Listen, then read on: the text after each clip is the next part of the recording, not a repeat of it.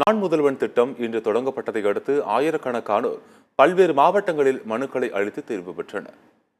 அரியலூர் மாவட்டம் செந்துறை பெரியார் சமத்துவபுரத்தில் ஊரக பகுதிகளில் நான் முதல்வன் திட்டம் முகாம் நடைபெற்றது. இந்த சிறப்பு முகாமினை போக்குவரத்து துறை அமைச்சர் சிவசங்கர் தொடங்கி வைத்தார். இதையடுத்து முகாமில் 1748 மனுக்கள் பெறப்பட்டது.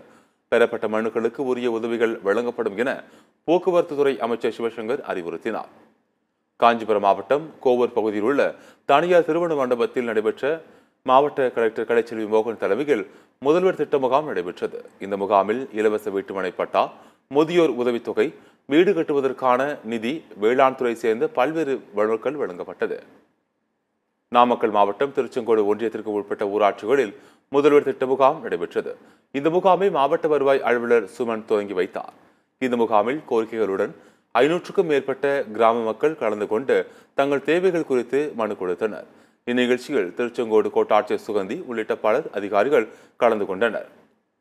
விருதுநகர் மாவட்டம் காரியப்பட்டி அருகே புதுப்பட்டியில் ஊராட்சிகள் ஊரக பகுதிகளில் மக்களுடன் முதல்வர் திட்டம் தொடக்க விழா நிகழ்ச்சி மாவட்ட ஆட்சியர் ஜெயசீலன் தலைமையில் நடைபெற்றது.